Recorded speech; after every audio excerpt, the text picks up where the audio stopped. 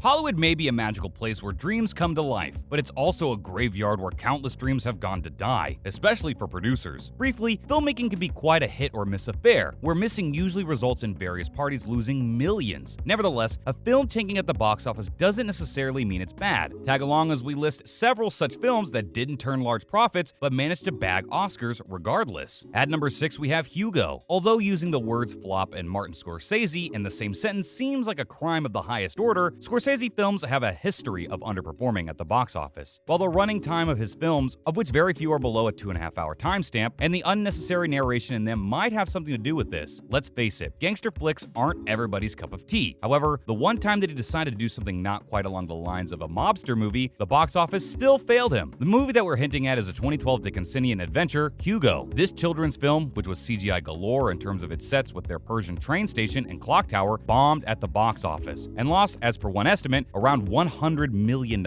Even though the budgeting issues prior to the film's release are mainly to blame, the film also failed to perform for several other reasons. For instance, the book that the film was adapted from, namely The Invention of Hugo Cabret, didn't have the same fanbase as other children's stories like, let's say, Harry Potter. Furthermore, it forgot it was a kids' film somewhere along the way and became a tribute to cinema in its infancy instead, which is something that children don't really care about in spite of what critics had to say about it sparking their interest in filmmaking. Nevertheless, the film managed to get the most Oscar nominations that year and was able to win in not one, but 5 whole categories. If you get the reference, it's straight up said, "You talking to me?" to the bad revenues. Next, we have Suicide Squad 2016. If a recipe for disaster had a face, Jared Leto's Joker would be it. We mean, come on. He's the clown prince of crime, not a Tiffany & Co. model. However, personal grievances aside, his portrayal isn't entirely to blame for the film's failure. In fact, most of his scenes didn't even make the final cut. Speaking of which, the movie's poor performance can entirely be chalked down to its editing and rushed development. To elaborate, not only did David Ayer have to throw a script together in the matter of a few weeks, 6 to be exact, but also he had to frequently reshoot and edit the scenes post-production to alleviate the anxiety of the executives, who were worried that the film's grittiness wasn't in line with the lighthearted trailers. In order to make the film correspond to the fun trailers, Ayer furthermore had to leave a number of original scenes out. This might be one of the reasons why the better part of the film was spent reintroducing characters who had already been thoroughly introduced. Funnily enough, the rock music that served as the background for most of these backstories didn't do anything to make them jaunty as the executives had intended. But, and it's somewhat justified if you ignore some of the larger faults, the film won an Oscar in the hairstyle and makeup category, inspiring a spate of Suicide Squad now has more Oscars than memes. Regardless of the memes and horrible reviews, however, some fans are still hopeful for the Ayer cut to be released, which they, including Leto, think would change the way we view the film altogether. Now at number 4, The Hurt Locker, 2008. This Jeremy Renner star would be just another war film among Hollywood's ocean of war films set in the Middle East, were if it not for the 6 Academy Awards, including one for Best Picture. Featuring Renner as Sergeant James, the leader of an EOD unit who doesn't like playing by the rules, the film didn't exactly put a bomb under, get it, the ticket office. Instead, it was badly received and described as an awful portrayal of war by most veterans. Moreover, the storyline was criticized for giving people the wrong ideas about EOD. In fact, James' characteristic nonchalance and an attention to the details for his job led a former EOD technician, Colin Knight, to call him a textbook idiot. To quote, "For the shit that he does, he could easily lose his certification, end up in prison, or get completely removed from EOD. But trust us, it doesn't take a veteran to see James' shenanigans as lazy writing." So what exactly happened at the awards? In the simplest of terms, the movie won primarily because it was pitted against Avatar. Believe it or not, but sci-fi films have never fared well at the Academy Awards. This explains why films like Star Wars and E.T. were trumped by low-budget films like Annie Hall and Gandhi. Nevertheless, there was one good thing that came out of this dumpster fire, and that is to say, Catherine Bigelow became the first female director to get an award in the Best Director category. And then we have Wolfman, 2010. If only big names could keep horrible scripts afloat, Joe Johnston's The Wolfman wouldn't have failed so badly at the box office. Sadly, the film's star cast, including esteemed actors like Sir Anthony Hopkins and Benicio del Toro, didn't do much for the film's storyline, which was chiefly described as bland and disjointed. Although the film did a good job on the computer graphics, it did make a few mistakes that made the blood-curdling werewolf appear near comical. That is to say, some of the scenes with the titular Wolfman sprinting through the forest didn't make a lot of sense, seeing that 1, he was burly as all heck, and 2, he had tons of hair weighing him down. Jokes and physics aside, the film didn't care to explain how this big bad wolf always managed to redress himself. When his transformations into the beast clearly showcased his clothes ripping to tatters, there were several other similar plot holes as well. Now, while this might have flown the older audiences that got to see the original film, modern audiences aren't that easy to please. In fact, some film critics have attached the film's failure to its inability to introduce a new twist to this age-old monster. There are groups that think that flicks like Twilight have managed to stay relevant because they introduced a twist to the vampire genre, or somehow turned it on its head instead of sticking to the basics. Nevertheless, The Wolfman was able to bag an Oscar in the hairstyle and makeup category, and we're glad it did because putting Del Toro through so much for nothing would make us hate this film even more. Sitting at number 2 is The Iron Lady, 2011. Since it was designed to be the perfect Oscar bait movie, The Iron Lady shouldn't really have flopped. For those of you who aren't aware of Oscar baiting, it means doing everything possible to make a film palatable to Oscar voters. And from what we know, biopics rank really highly on the voters' list. Speaking of biopics, and if it wasn't already obvious from the title, the movie is about Margaret Thatcher, the UK's first female prime minister. But does it do her justice? Well, one look at the reviews and you'd know that the film didn't have the effect that it was going for. It was actually so bad that it had to be debated in the House of Commons, where one official targeted the directors for focusing heavily on Thatcher's later years. To elaborate, he thought that they should have given more screen time to her earlier and more successful years than the ones where she was racked by dementia. Anywho, the said official was told to curb his criticism to avoid promoting censorship. However, censorship or no censorship, the fact remains that it didn't get the best of reviews or audience scores when it was first released. In fact, the score's still at a 52%. Nevertheless, the film got not one, but 2 awards, one of which was again in the hairstyle and makeup category. It seems that this category has a bit of a legacy of doing bad films immense favors. And at number 1, Blade Runner 2049, 2017. Even though sci-fis don't appear to be among the Academy's favorites, Blade Runner 2049 somehow managed to get an Oscar in both visual effects and cinematography. Even though this Ryan Gosling star is your run-of-the-mill leap into the future film, it was able to sweep fans off their feet with its remarkable neon-lit set design, which were also nominated for Best Set category at the 2018 awards. Nevertheless, in spite of its many efforts to retain the stature of the original film, it didn't make a lot of money and was a bit of a dud. Even though there may be other more valid reasons for its failure at the box office, one of the main reasons is how far back in time the original came out. For perspective, the first film came out in the 80s, and if you really think about it, young audiences today would definitely not take the pains to acquaint themselves with the original. However, some fans suspect that the films, much like its parent flick, didn't do too well because of the sexism and violence on women that is so inherent to the storyline. Political correctness aside, the film was too long and even the creators have admitted to that. And our film research has proven that longer films don't mostly suffer in terms of revenues because the running time make it difficult for distributors and cinemas to run them efficiently. That's a wrap for this video. See you in the next one.